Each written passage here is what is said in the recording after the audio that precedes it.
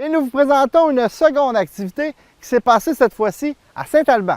Nous étions donc conviés à Saint-Alban à l'inauguration d'un nouveau projet éducatif basé sur le plein air et à la plantation d'un arboretum, gracieuseté de l'Association forestière des Deux-Rives. Nous en avons profité pour rencontrer sur place le responsable du projet de l'association, M. Philippe Grégoire, et vous aurez aussi quelques extraits de la conférence de presse qui a suivi. C'est à la fois pour deux événements distincts, c'est l'achèvement de la rénovation de la cour d'école, les beaux modules qui ont été installés, puis aussi c'est le lancement officiel du projet Passion plein air. Dans le fond, c'est un projet qui va cheminer au cours des prochaines années pour que l'école se donne vraiment d'une couleur verte, d'une couleur plein air. Ça va être instauré progressivement dans l'école. Dans le fond, l'équipe école va se l'approprier doucement. Ce qui est formidable de voir, c'est toute la mobilisation que ça apporte, les parents bénévoles. Donc, c'est ça. Ce projet-là va permettre aux élèves de cheminer dans un contexte d'apprentissage sain et actif et favorisera un plus grand contact avec leur environnement.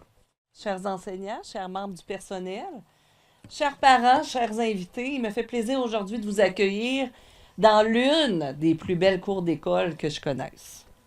On se demande bien comment on est arrivé là, aujourd'hui, à inaugurer un projet avec autant de contenu et de forme. C'est à partir du constat du vieux matériel sportif que l'on s'est concerté pour l'achat de nouveaux skis. C'est comme ça que ça a commencé. À partir de là, l'étincelle s'est allumée et la démarche s'est enclenchée pour adopter une couleur unique et attrayante pour l'école du Goéland.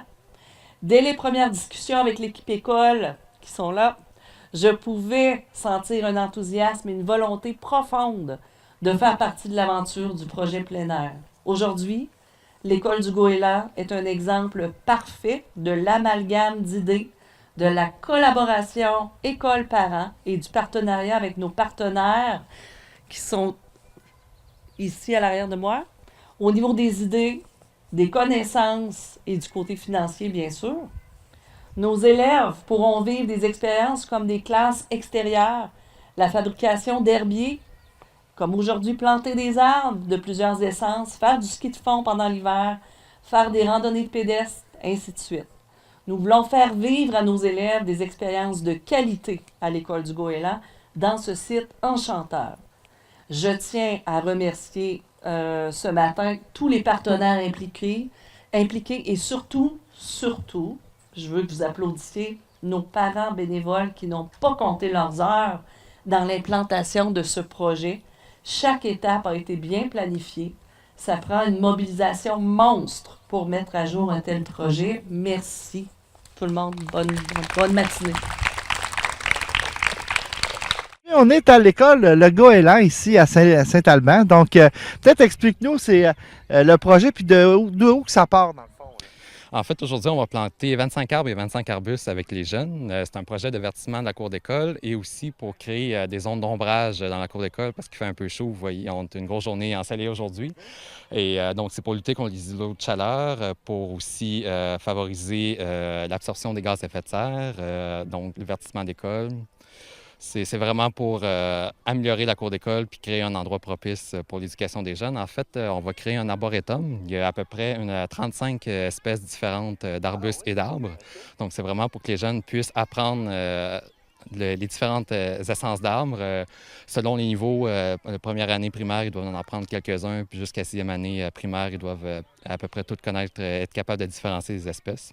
D'ailleurs, c'est ce qu'on voit présentement. Les jeunes se promènent d'arbre en arbre justement pour voir c'est quoi les espèces. Là, c'est ça, hein? Oui, exactement. C'est vraiment avec François, qui est technicien au Parc naturel régional de Port-Neuf.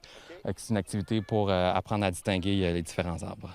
Là, Philippe, tu m'expliquais que effectivement, tous ces arbres-là, ça va faire comme un arboretum. Mais est-ce que vous en faites beaucoup dans la région de Québec? Est-ce que vous vous promenez sur plusieurs sites comme ça? Oui, ce printemps-ci, c'est ma 8e plantation, en fait. Oui. C'est surtout des projets avec les écoles que j'ai faites et aussi certains projets avec des municipalités qui sont en développement, peut-être pour l'automne ou l'année prochaine. Donc, c'est à peu près entre 5 et 8 plantations qu'on a par printemps. Puis aussi à l'automne, on a des plantations prévues. Puis toi, j'imagine que tu n'arrives pas sur le site à matin puis tu dis on fait un arboretum. Tu as tout étudié ça, tu as fait la planification. Comment ça fonctionne le processus? Oui, en fait, absolument, c'est l'école qui nous approche en premier pour nous approche en fait pour un intérêt pour utiliser leur cours d'école. Ouais. Puis donc, on travaille avec eux, on les contacte sur certaines essences à planter. On fait un plan d'aménagement avec eux, regarder les distances d'arbres. Habituellement, c'est entre 5 et 7 mètres entre les arbres et 2 à 3 mètres entre les arbustes. Donc, on fait tout le plan d'aménagement selon la cour d'école et on voit avec eux si ça leur convient. Et après ça, on fait la commande d'arbres et d'arbustes. On regarde avec les budgets. On fait des demandes de subventions. En fait, ici, c'est Toyota Evergreen qui subventionne le projet. Dépendant des autres projets, ça peut être d'autres subventionnaires aussi qui vont aider à financer le projet. Puis là, ben, tu n'es pas tout seul aussi. J'ai vu qu'il y avait des gens avec toi là, qui font la planification, qui transportent le stock. Vous avez des arbres aussi qui ont été transportés. Ça prend une couple de jours, là, j'imagine, installer ça. Là. Oui, en fait, moi, je suis venu hier avec les arbres et les arbustes, venir les installer aussi avec le paillis et la terre. Puis ce matin, je suis arrivé tôt pour tout placer ça et lorsqu'on va commencer la plantation en fin d'avant-midi, début d'après-midi. Puis sinon, ça, c'est vraiment la planification de longue haleine. En fait, les premiers contacts avec l'école ont été faits en automne dernier, en 2015. Donc, c'est vraiment... Oui, c'est tout un processus, oui. Okay. Puis, quand on plante un arbre comme ça, est-ce que c'est très compliqué? Tu m'as parlé de paillis, tu m'as parlé un petit peu de terre. C'est le maximum, dans le fond? En fait, il y a quelques étapes à respecter pour que l'arbre puisse bien grandir par la suite. La première étape, c'est bien sûr creuser le trou. Après ça, on met de la mycorhize dans le trou. En fait, la mycorhize, c'est un champignon qui va venir se fixer. Et ensuite, là, on va planter l'arbre au niveau du col, donc le col qui va être à égalité avec la terre, exactement. Après ça, on va venir, pour les arbres, on va venir les tutorer. Donc, on va mettre le tuteur avec une sellette. Et on va mettre après ça du paillis pour bien protéger l'arbre, pour empêcher la croissance de mauvaises herbes et garder le sol humide autour. Puis le tuteur, tu le gardes combien de temps? Environ 1 an. Environ 1 an? Oui. Justement, pour pas qu'il penche. Oui, c'est ça, pour l'aider à croître droit la première année au moins. OK. Alors, là, tu me dis que vous faites à peu près entre 7 à 8 cours comme ça par été. Donc, à chaque fois, il y a un processus. Donc, je veux dire, il y a du suivi à faire. Toi, c'est toute l'année, dans le fond. Là. Oui, c'est ça. Il y a un suivi. En fait, notre programme de service conseil, on fait un suivi sur 5 ans. Donc, à chaque année, on va aller revoir les anciennes plantations qu'on a faites durant les 5 dernières années et on va regarder si le taux de croissance est bon, s'il y a de la mortalité. Donc, on va tout regarder différents paramètres. On a une feuille à respecter. Donc, on fait ça, le suivi durant 5 ans pour être sûr que nos plantations ont un succès escompté. Très encourageant parce que veut pas, c'est de redonner à l'environnement. Puis c'est aussi de conscientiser ces jeunes-là. Hein? Oui, c'est ça. C'est le volet 1. En fait, le premier volet du projet, c'est vraiment de reverdir la cour d'école. Le deuxième volet du projet, c'est de sensibiliser les jeunes à l'importance des arbres, aussi qui grandissent dans un milieu favorable avec les arbres, puis ils vont chercher un peu... De la connaissance écologique. Ça, ouais. Oui, c'est ça.